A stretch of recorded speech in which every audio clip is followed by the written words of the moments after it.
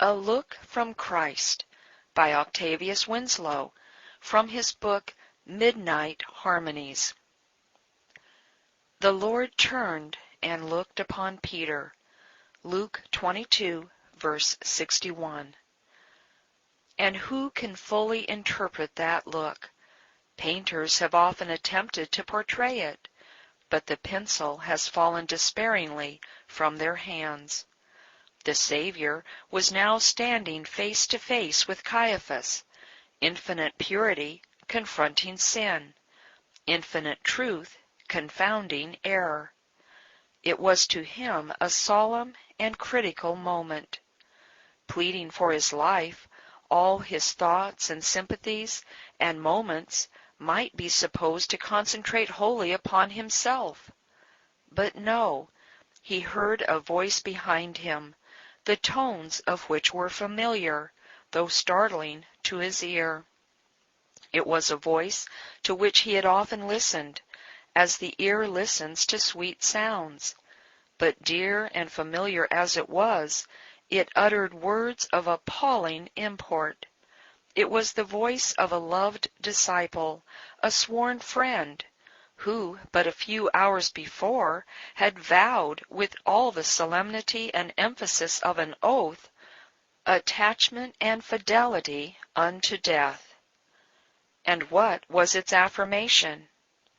I know not the man. His attention diverted from the trial, and his eye withdrawn from his accusers, the Lord turned and looked upon Peter. All thought and emotion seemed now to gather around one object, the Christ-denying disciple. His own personal case, now fraught with the deepest interest and peril, the tremendous responsibility which he at that moment sustained, standing on the eve of accomplishing the eternal purpose of his Father in the redemption of his church, the woe through which he was about to pass, lowering and darkening around him. Yet all seemed for the moment to tremble in the balance before the case of a now fallen apostle. And the Lord turned and looked upon Peter. Peter met the glance. Not a word was uttered, not a syllable was breathed, not a finger was lifted by the Savior. It was but a look, and yet it was such a look as pierced the heart of the sinning apostle.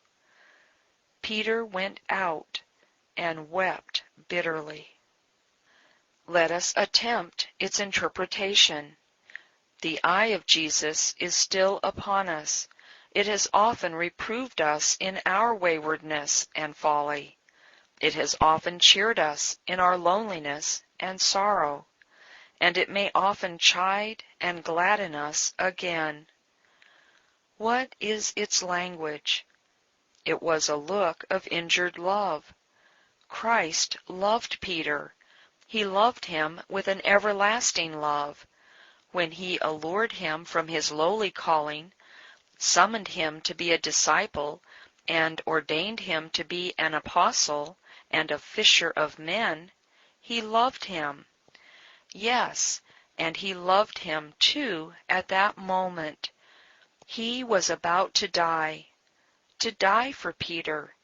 He knew how false and treacherous he would prove, how at a most critical period of his life, and amid circumstances the most painful, he would deny that he knew him, confirming the disownment with an oath and a curse.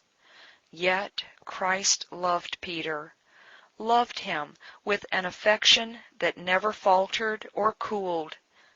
No, not even at the moment when the denial and the imprecation rose, fiend-like, from his lips.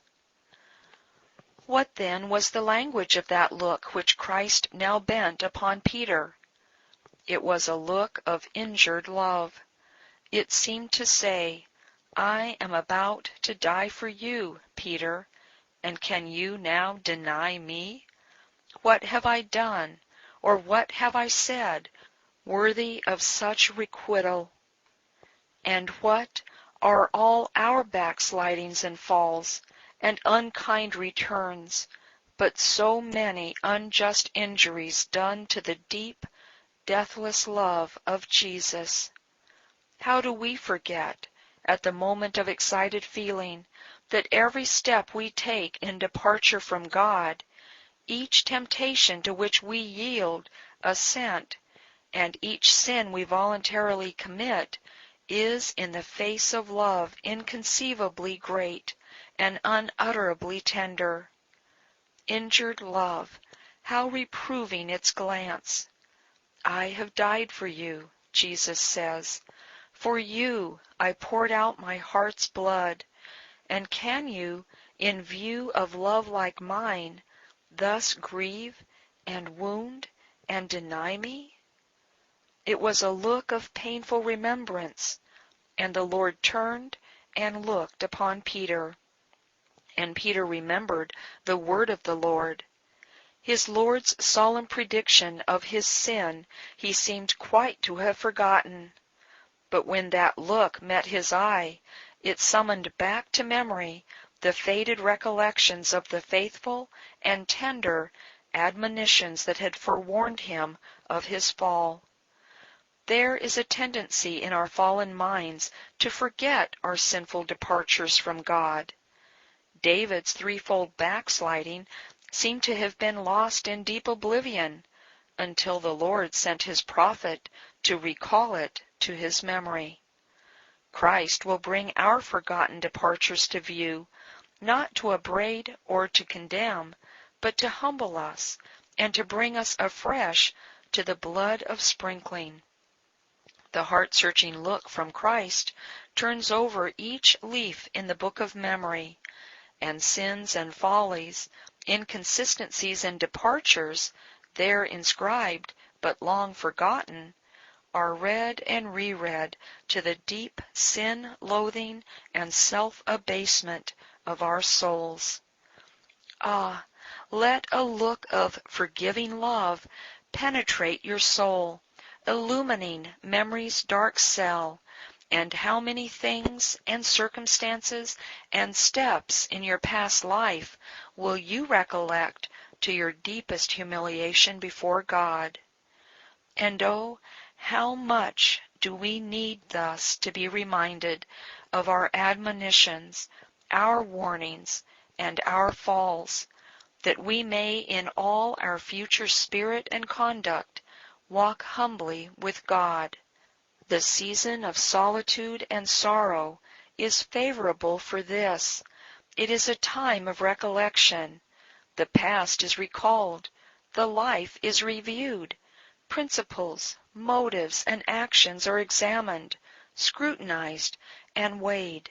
And the result, if the process is fairly and honestly gone into, will be, Lord, I do remember this day my sin and folly.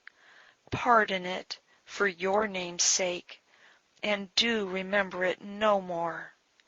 It was a look of gentle reproof. It seemed to convey that reproof in language like this: I am now bearing your sin and curse.